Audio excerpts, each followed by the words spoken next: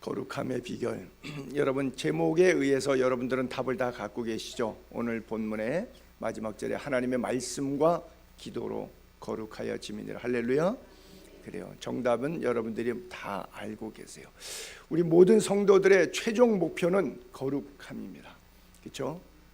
이 땅에 살지만 죄악이 관영한 땅이지만 죄를 지을 수밖에 없는 심지어 미세먼지로 공기 속에서도 질병에 노출되어 있지만 그러나 건강한 것처럼 병 들었을 때 기도를 통해서 하나님의 능력으로 낫는 것도 신유이고, 병 들 수밖에 없는 환경에 살면서도 병들지 않고 건강이 지탱되는 것도, 또 면역성이 계속해서 살아있는 것도 하나님의 은혜이고 신유인 줄로 믿습니다. 육체뿐 아니라 영혼도 늘 영육 간의 강건함과 거룩함이 우리에게 있게 되기를 바랍니다. 세상은 늘 영적 전쟁이에요. 마귀와의 싸움이에요. 이리 갈까 저리 갈까 갈등하듯이 영적으로 이 선택을 하는 것이 하나님의 뜻인가, 저렇게 살아가는 것이 하나님의 뜻인가, 계속 갈등하고 고민할 때가 있는데, 그 속에서 영적으로 분별해서, 그렇죠? 무엇이 거룩하고 무엇이 하나님 기뻐하지 않는 일인가. 그래서 하나님 좋아하는 것 내가 좋아하고 하나님 싫어하는 것 나도 싫어지게 되는 역사가 있게 되기를 바랍니다. 말씀이 우리 가운데 찾아올 때, 주 예수 그리스도의 성령의 역사가 내게 다가올 때 도중에 막는 장애가 없도록, 다니엘이 기도해도 미카엘 선지자가 기도의 제목을 응답하기 위해서 오는데 사탄이 21일 동안 세일 동안 막았다고 하는 것처럼, 때때로 우리가 기도하고 영적으로 무장되어 있는데도 불구하고, 우리의 기도가 하나님 앞에 상달됐는데도 불구하고 사탄이 내가 그 거룩한 생활 살지 못하도록 영적으로 방해하는 요소들이 많아요. 뭐 물질적으로, 상황으로, 환경으로, 언어로, 사람으로, 인간관계로 여러 가지 상황에 의해서 우리를 신앙생활, 거룩한 삶, 바른 믿음의 생활, 성경적 순종의 삶을 살지 못하도록 막는 요인들이 있어요. 왜 이집트에서도 그 나일강 상류 쪽에 델타 삼각주라고 하는 알렉산드리아 쪽에서는 굉장히 풍성한데 밑으로 내려갈수록 좀 베베 마르고 황망하죠. 왜? 갈대 숲이 물을 다 빨아먹으니까. 갈릴리 바다에도 위에는 물이 풍성해요. 4개의 지류가 헐몬산에서부터 계곡물이 흘러갖고 갈릴리 바다를 크게 채웁니다.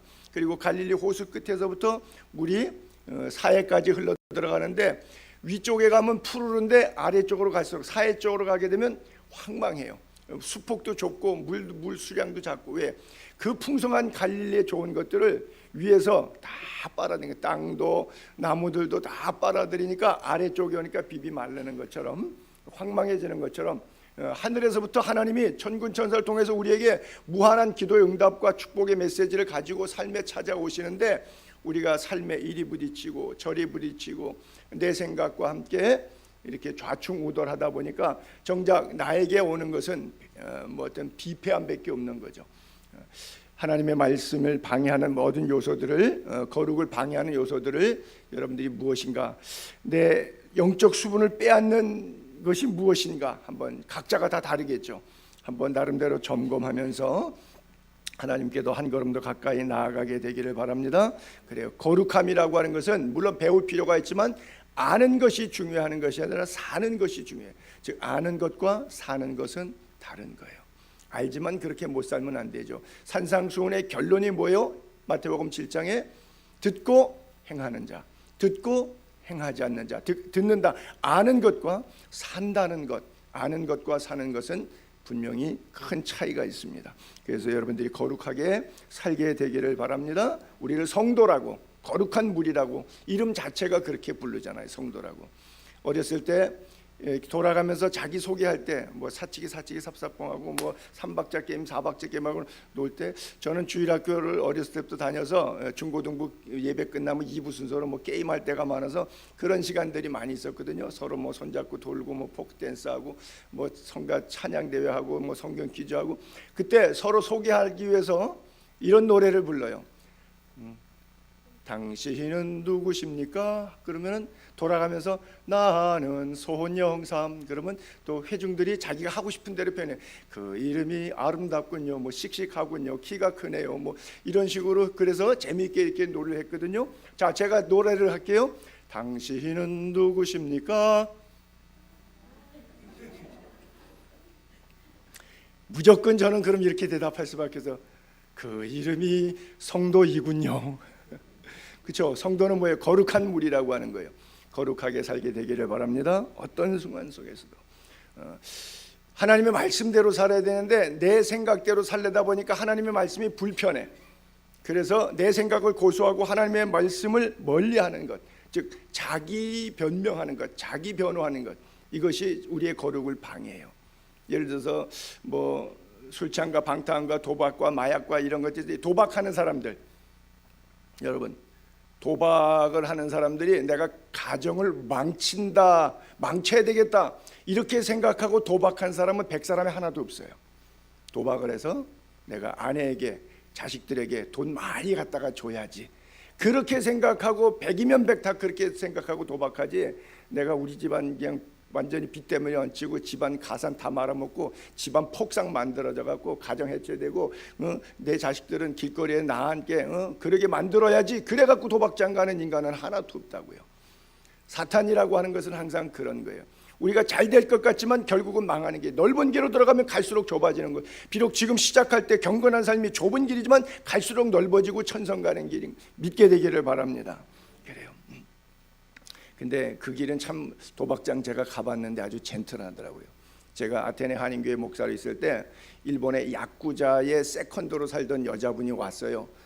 근데 우리 한국 부인을 알게 돼서, 그래서 와서 제가 좀 예수에 대한 이야기를 하고 그가 예수를 믿겠다고 고백하고 한 2달 정도 있었는데, 가기 전에 한번 목사님께 자기가 식사를 대접하겠대요. 근데 목사님 넥타이를 메고 오세요 그러더라고요. 그래서 왜 식사를 대접하는데 어디로 끌고 가려는데 넥타이를 메고 오래나. 그래서 정장을 하고 딱 갔더니 빠르니짜라고 하는 아테네 위에 큰 산이 있는데 그 산 꼭대기에 좋은 호텔이 있어요. 그 호텔은 카지노 호텔이에요.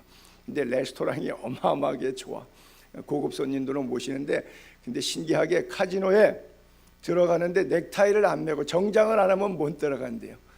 제가 그래서 야, 이 세계는 또 이런 멋도 있는구나 그런 걸 처음 알았어요. 그래요. 뭐 그냥 티셔츠 뭐 이렇게 와이셔츠 셔츠 바람에 절대 입장이 안 되는데요. 그래서 그 앞에 가면 넥타이 빌려주는 데도 있어요. 나비 넥타이도 넥타이라고 된대요. 그래서 아무거나 빌려 입고 하는데, 세상적으로 보면 멋지잖아요. 그렇잖아요. 뭐 정장해야 되고 넥타이 메고 완전 젠틀하잖아요.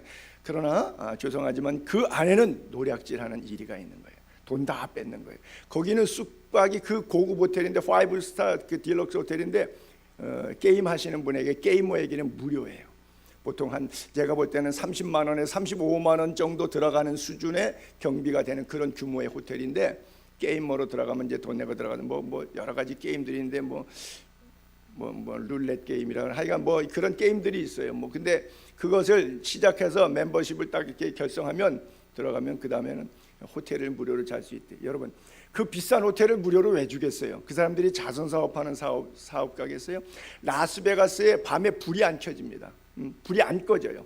그렇게 불야성을 이루고 네온 사인이 휘황찬란하고 아름다운데, 그 사막 벌판에다가 엄청난 돈을 들여서 건축을 하고 전기세가 하룻밤에 어마어마한 천문학적인 숫자의 전기세를 돌아가면서 쿵쾅쿵쾅 만들어놨는데, 가서 기분 좋게 우리 즐기다가 오라고 만들었을까요? 거기다 투자한 사람이 자선사업하는 걸까요? 아니에요.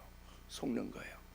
마귀는 꼭 그와 같은 거예요. 우리가 뭐 굉장할 것 같고 즐거울 것 같고 행복할 것 같고 다 누릴 것 같고 다 얻을 것 같지만, 눈에 보이게 휘황찬란하지만 결국 뭐예요? 나를 죽이는 거예요. 내 걸 다 빼앗아가는 거예요. 사탄의 전략은 바로 그거예요. 우리의 거룩함을 방해하는 것이 시각적으로 우리를 현란하게 하는 것들. 여러분 안에 어떤 면들이, 이런 면들이 있는지 한번 잘 보게 되기를 바랍니다. 자, 그래서 본문의 1, 2절에 그렇게 써 있잖아요. 성령이 밝히 말씀하십니다. 후일에, 그 후일은 지금이 될 수도 있고 예수님 오시기 직전까지의 모든 나날들을 이야기할 수 있겠죠. 어떤 사람들이, 여러분들이 그 어떤 사람에 해당되는가 안 되는가를 보세요. 믿음에서 떠나, 어떤 사람들이 믿음에서 떠나 미혹하는 영, 귀신의 가르침, 이걸 따라가는 거죠. 양심이 화인 맞아서 외식하는 거죠. 척하는 거, 척하는 거. 그리고 척하다 보니까 내용이 없죠. 다 거짓말하는 것이라 그렇게 쓰여 있어요. 그래요. 미혹하는 영, 귀신의 가르침. 워낙 그 에페소 지역에, 저게 지금 디모데가 에페소에 목회할 때 보낸 바울의 편지니까, 에페소 지역에 세계 7대 불가사의 가운데 하나인 크다 에페소의 아르테미스라고 하는 다이아나 신전터가 크게 있었기 때문에 워낙 거짓, 제사, 미혹 이런 역사가 득실됐죠. 그래도 요즘에 많이 없어졌는데, 예전에만 해도 한국에 그냥 동네 이렇게 골목마다 하얀 깃발, 빨간 깃발 세워갖고 점치는 집이 동네마다 이렇게 많은지 몰라요. 지금도 가난한 동네 가면 많이 있어요. 그 가난하고 부하고 관계 있는지는 모르겠는데, 어쨌든간 뭐 아파트에다가는 그거를 걸 수가 없을 테니까 아마 좀 단독 주택을 했겠죠. 재개발되다 보니까 이렇게 아파트 단지가 들어서지 않은 쪽을 가야 되겠죠. 어쨌든 지금도 참 많아요. 그런데 거기에 가게 되면 그 사람들이 우리의 인생의 앞날을 걱정해줘서 우리가 인생들 복받기를 빌어줄까요? 안 그러면 우리가 내놓은 복채 때문에 사람을 모으기 위해서 할까요? 미혹하는 영이고 다 귀신의 가르침인데, 얼마나 단순해 논리적으로. 그 사람들이 우리 인생 걱정해 주겠어요? 우리 인생 앞날 복을 줄 수 있는 사람들이에요?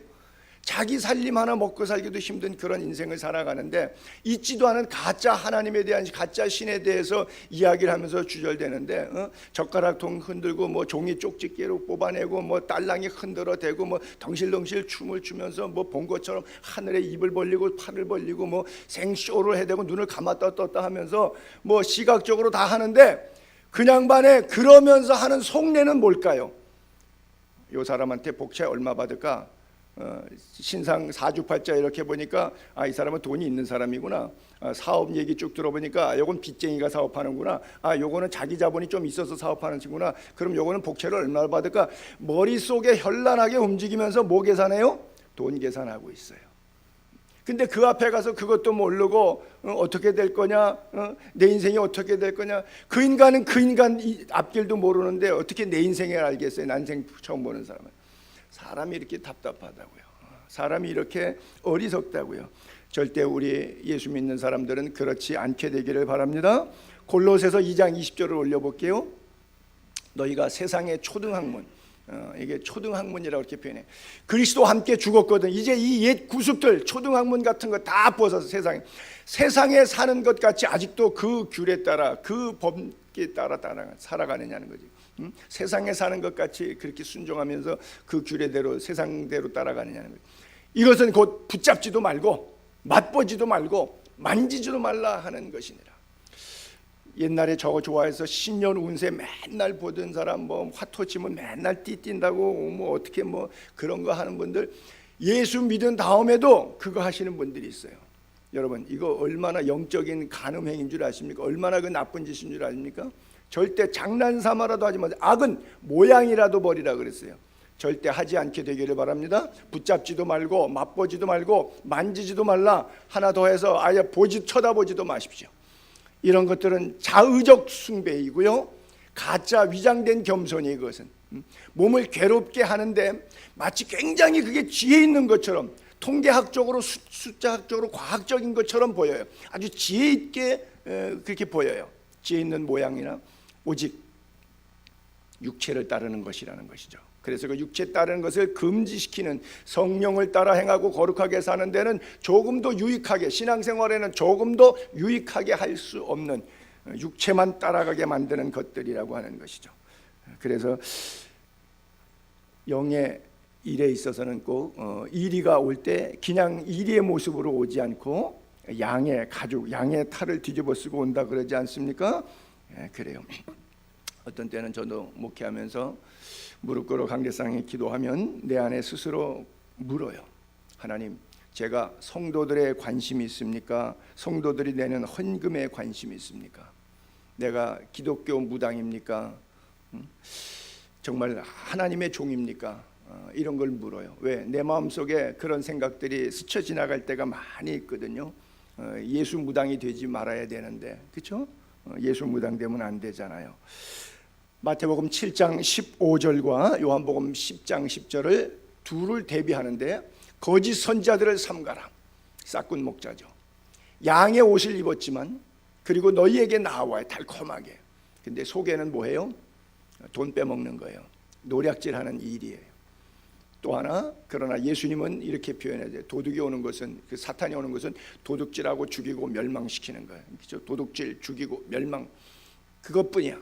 그러나 내가 온 것은, 예수 그리스도께서, 선한 목자께서 우리에게 오신 것은 그의 생명을 내주어 우리 생명을 사는데 생명을 얻게 하고, 그 생명이 얻은 것으로 끝나는 것이 아니라 그 생명 안에서 또 많은 열매를 맺을 수 있도록 더 풍성히 얻게 하려는 것이라. 할렐루야. 신앙생활 하면 할수록 영적으로 이것이 깨달아지고, 그래서 영적으로 이런 열매들이 주렁주렁 맺혀갈 수 있게 되기를 바랍니다. 더 성숙해져야 돼요. 진짜 성숙한 경우, 예를 들면 이런 거예요.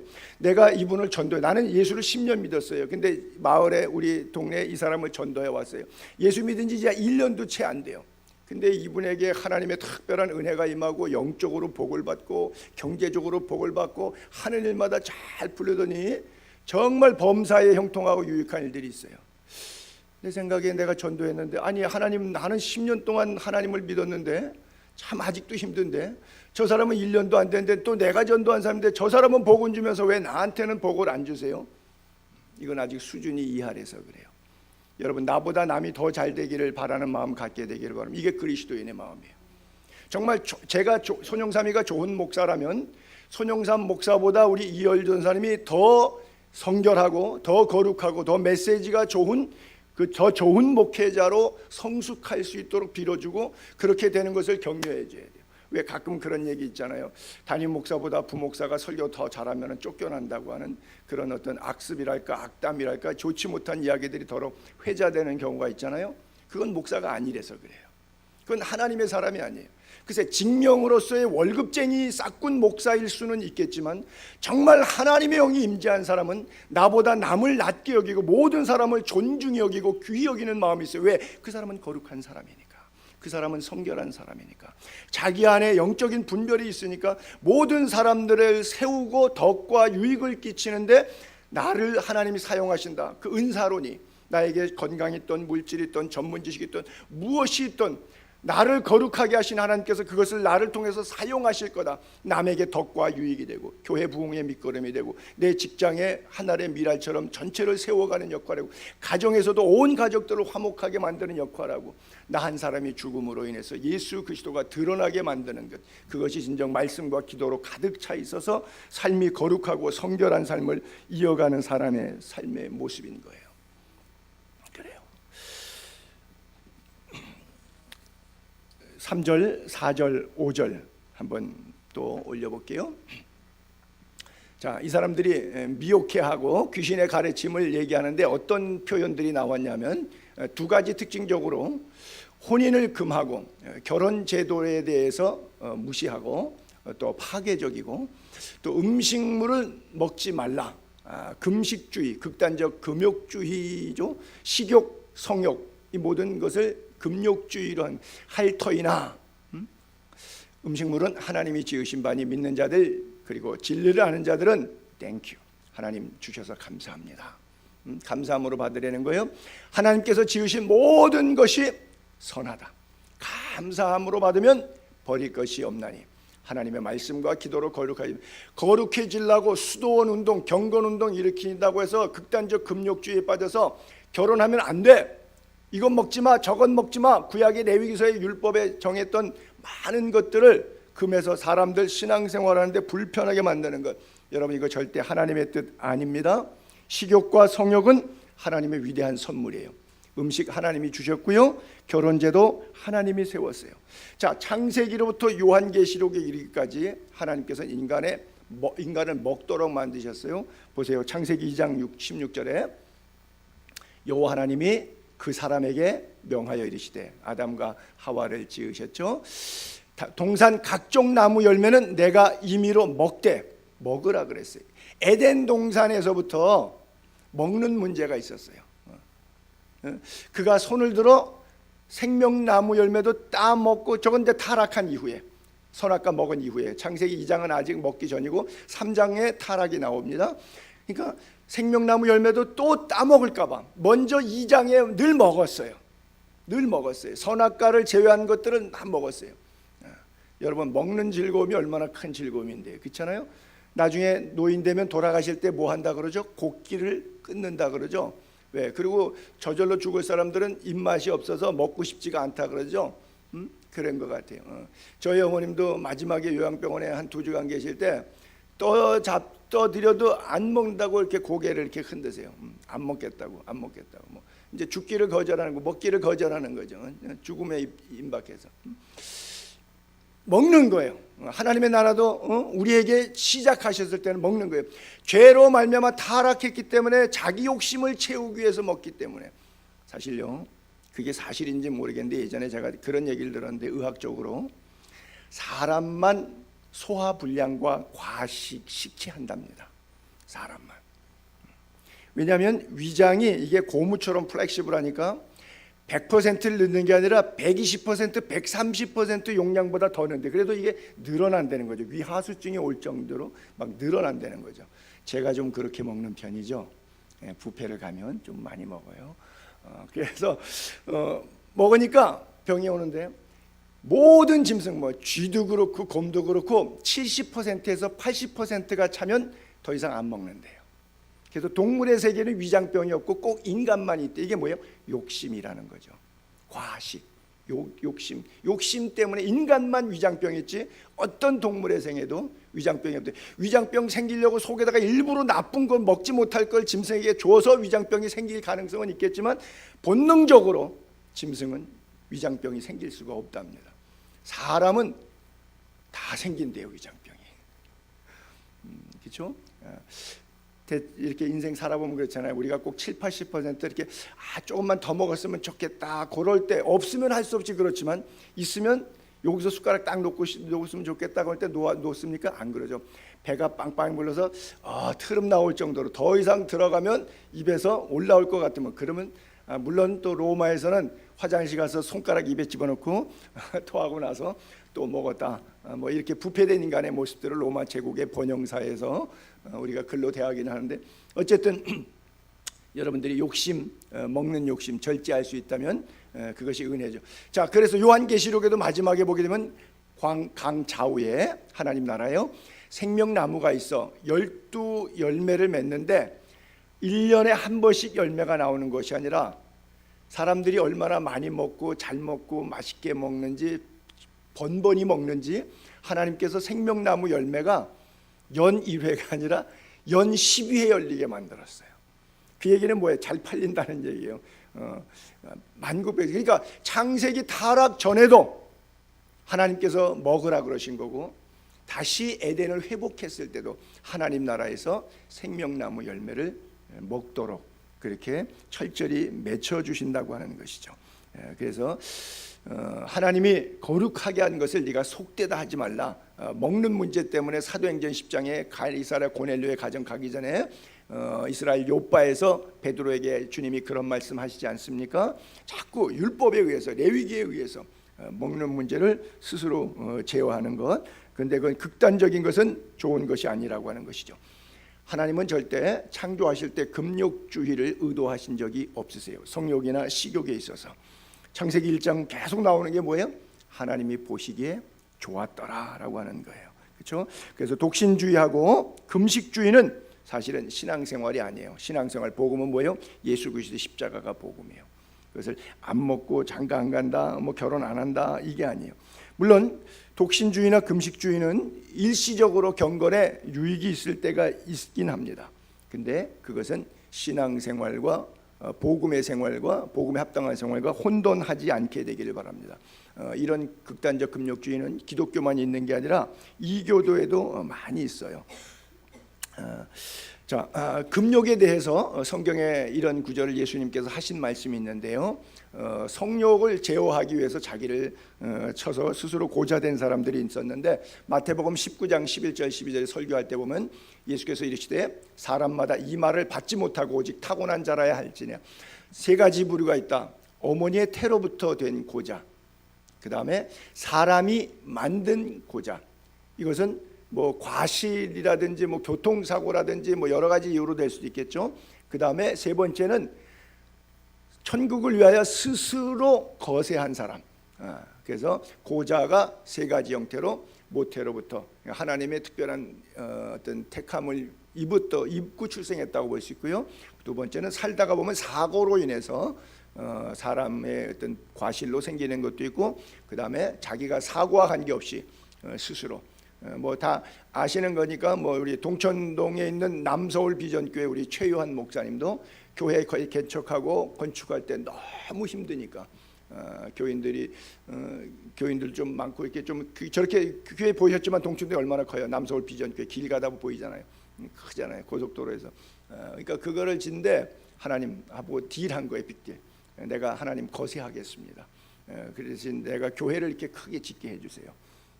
근데 그게 성서적인지 아닌지 모르겠는데 어쨌든 성경에도 그런 구절은 있어요. 그렇게 해서 거세한다 그러면 그럼 모든 건축하고 싶은 사람들은 목사님들은 다 거세하면 그렇게 교회 커지나요? 그건 아니겠죠. 근데 어쨌든 그런 면에 있어서 퍼센테이지에 있어서 이렇게 세토막 내서 천국을 위해서 스스로 고자된 자가 있다. 그러나 또 히브리서 13장 4절에 보게 되면 모든 사람은 결혼을 귀히 여기고, 그러니까 결혼은 거룩한 것이다. 하나님께서 이렇게 말씀하시죠. 아담과 하와의 결혼 제도를 하나님 만드셨으니까 결혼을 귀히 여기고 또 침소를 더럽히지 않게 하라. 음행하는 자들과 간음하는 자들을 하나님이 심판하시리라. 그래서 결혼이 얼마나 귀한 것인가 하는 것을 이야기해 주고 있고요. 사실은 사도 바울은 독신으로 살았는데 그가 고린도전서 7장 결혼장에 나와 같이 혼자 지내는 것이 좋다, 그런 말을 해서 우리가 독신으로 알고 있어요. 그런데 성경학자들 사이에서는 설이 분분해요.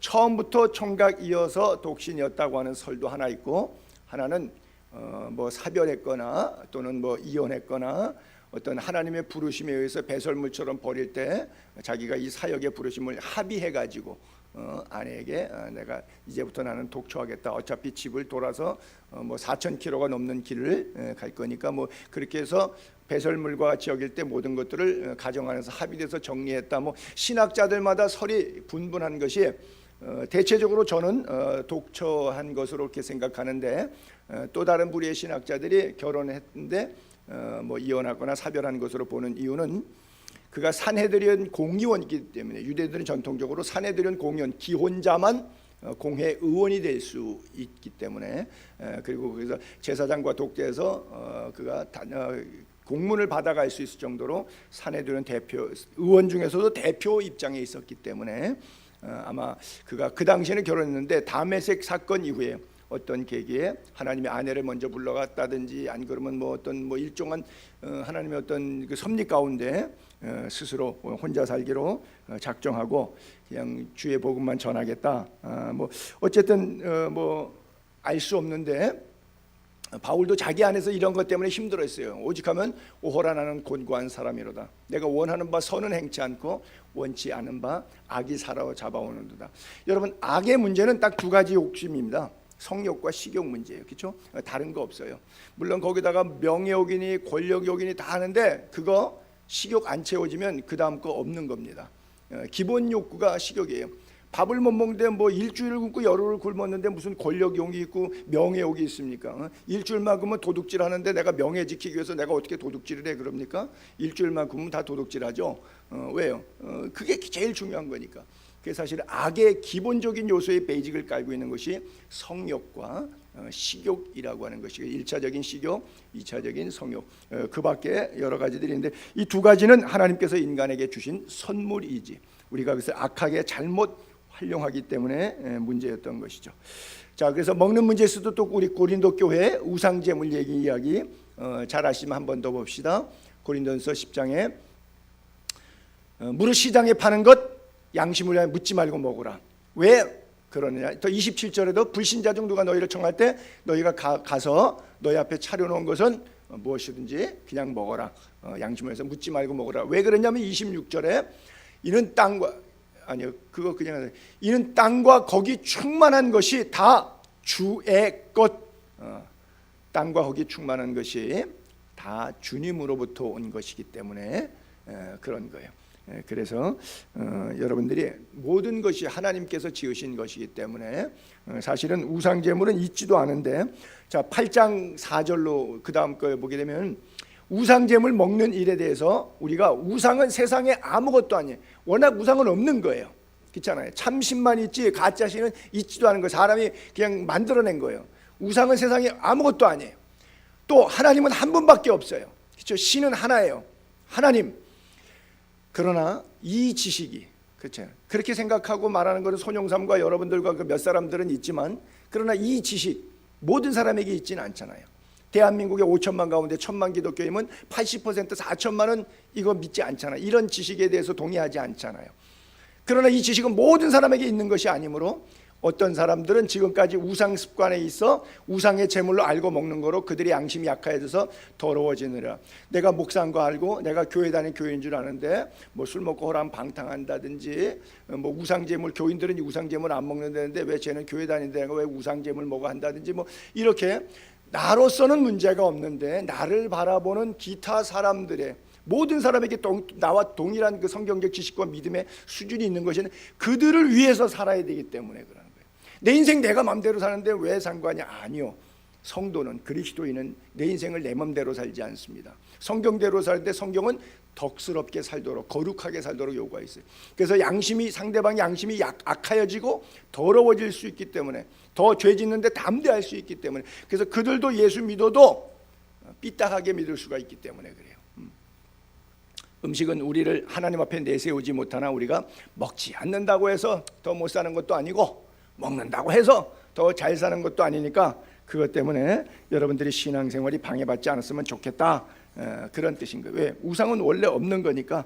뭐 어때? 우상, 사람이 몰라서 우상 앞에다가 놓고 우상이 못 먹으니까 내가 도로 갖다가 먹잖아. 먹으라고 갖다 놓은 채려놓은 재물인데 재물 못 먹잖아. 그러니까 그건 내가 갖다가 먹지 뭐. 그 왜? 우상은 어차피 없는 거였어. 그렇잖아요. 우리가 제사 지내면 조상이 와서 먹어요. 그 조상이 좋아하는 거 갖다 차린다고 갖다 놨지만 뭐 굴비고 과일이고 뭐 돌아가신 조상이 좋은 거 갖다가 다 놔한다고 조상이 한 숟갈이나 먹어요? 다 못 먹죠. 다 누가 먹어요? 내가 먹잖아요. 어차피 오지도 않고 먹지도 못하는 거예요. 그냥 있지도 않은 거예요. 근데 관념 속에 있는 거예요. 그냥 관념. 실제하지 않아요. 하나님만 한 분만 계시지 그 실제하지 않아요. 그렇죠? 우상은 실제하지 않습니다. 그 누구도 신이 아니에요. 죽은 자는 그냥 죽어서 썩은 것뿐이에요. 그것은 그거 신이 되지 않아요. 근데 우리가 써갖고 뭐 신위, 뭐 위패했을 때 암흑의 신위, 그걸 신이라고, 신의 위치에 올라갔다 그래서 신위라고 이렇게 쓰거든요. 그러니까 우리가 만들어서 붙인 거지. 그냥만 신 안 됐어요. 거기 신위라고 써갖고 영정 모셨는데 그냥만 신 안 됐다고요. 그거 없다고요. 근데 우리가 그냥 신위, 그리고 거기다가 음식 채려 놓은 거예요. 그러니까 그 우상이 아무것도 아니다 생각하는 사람은 신경 안 쓰고 뭐 부엌에서 갖다 먹던 그 제단 위에다가 올려놓고 제사상에 있던 거 갖다 먹던 나는 얼마든지 먹을 수 있어요.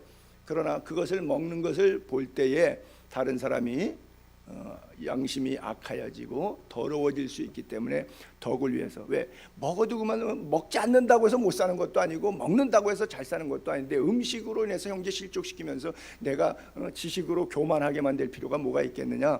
음식은 절대 하나님 앞에서 자신을 세울 수가 없다, 그 얘기를 하고 있는 것이죠. 그래서 여러분 절대 음식으로 사람을 평가해서 안 되는 거죠.